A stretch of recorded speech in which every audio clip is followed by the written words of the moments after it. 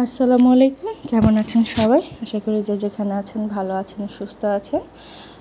এটা যেহেতু শুক্রবারের ব্লগ, সবাইকে জুম্পা মোবারক। আমি ব্লগটা সকাল থেকে শুরু করেছি। আমি এখানে সকালের জন্য নাস্তা বানাচ্ছি। আমি এখানে রুটি ভেজে নিচ্ছি, পাশে চুলাতে ভাজি করে নিচ্ছি। এটা হচ্ছে আলু ভাজি। সকালের নাস্তায় রুটি বা পরোটার সাথে আলু ভাজিটা আমার খুব পছন্দের। আলু ভাজি হলে আমার আর কিছুই লাগে না। আমাকে মনে হয় যদি প্রতিদিন কেউ আলু ভাজি খেতে দিত, আমি প্রতিদিনই খেতে পারতাম। তো আমি প্রায় আলু ভাজিটা করি, আমার খেতে ভালো লাগে। একটু মুচমুচে করে লাল লাল করে ভাজি করলে রুটি বা পরোটা দিয়ে খেতে খুব ভালো লাগে। তো যাই হোক, আমি নাস্তাটা বানিয়ে নিই, তাহলে আপনারা ব্লগটা দেখতে থাকুন।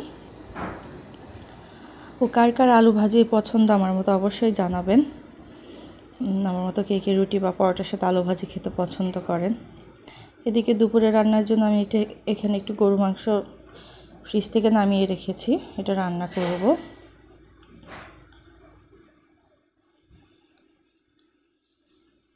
অপর দিকে আনচার ওখানে বসে আছে, বারবার বলছে আম্মু ক্ষুধা লাগছে, তাড়াতাড়ি নাস্তা দাও। সে বসে বসে টিভি দেখছে আর নাস্তা চাচ্ছে। আমি ওকে যে জিজ্ঞেস করছিলাম তোমার ক্ষুধা লেগেছে কিনা, বলছে হ্যাঁ, খেতে দাও। তো নাস্তা খাওয়া কমপ্লিট। নাস্তার পর 1 কাপ চা না হলে তো নাস্তাটা জমেই না।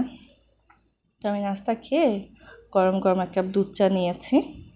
এখন চাটা আরাম করে বসে বসে খাবো, দেন দুপুরে রান্নাই করতে যাব। এই যে দুপুরে রান্না করতে চলে এসেছি। দুপুরে রান্নার জন্য যে গরু মাংসটা ভিজিয়ে রেখেছিলাম সেটা আমি হাতে মেখে বসিয়ে দিয়েছি।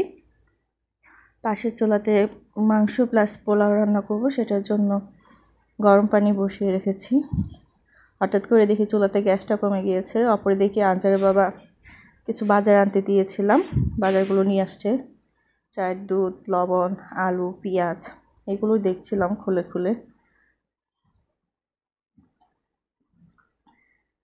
প্রতিদিন সংসার দেখা যায় টুকটাক কিছু না কিছু লাগেই, সংসার জীবনটা এরকম।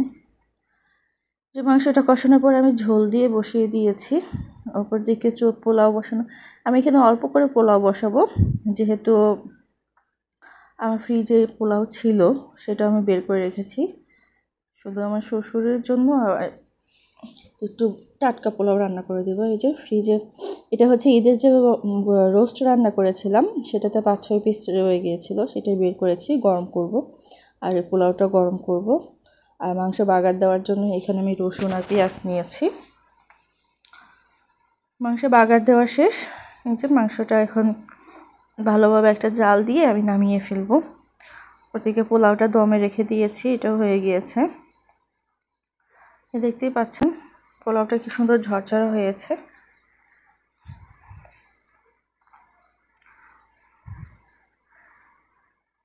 তো যাক, এবার আমি রোস্টটা গরম করে নিই।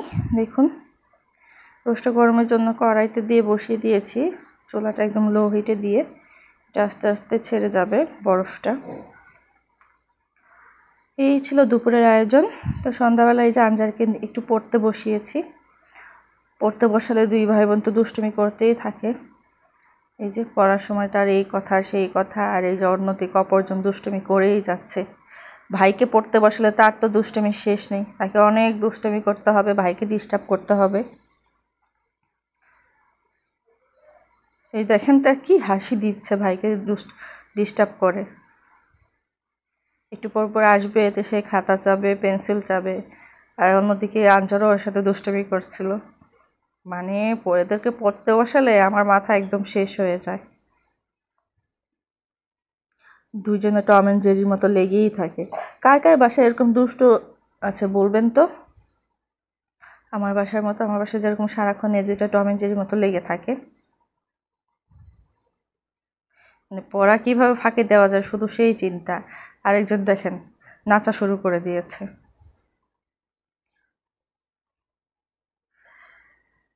তা আজ এখানেই। ব্লগটা কেমন লাগলো অবশ্যই জানাবেন। ভালো লাগলে অবশ্যই লাইক, কমেন্ট অ্যান্ড সাবস্ক্রাইব করবেন, বেশি করে শেয়ার করবেন।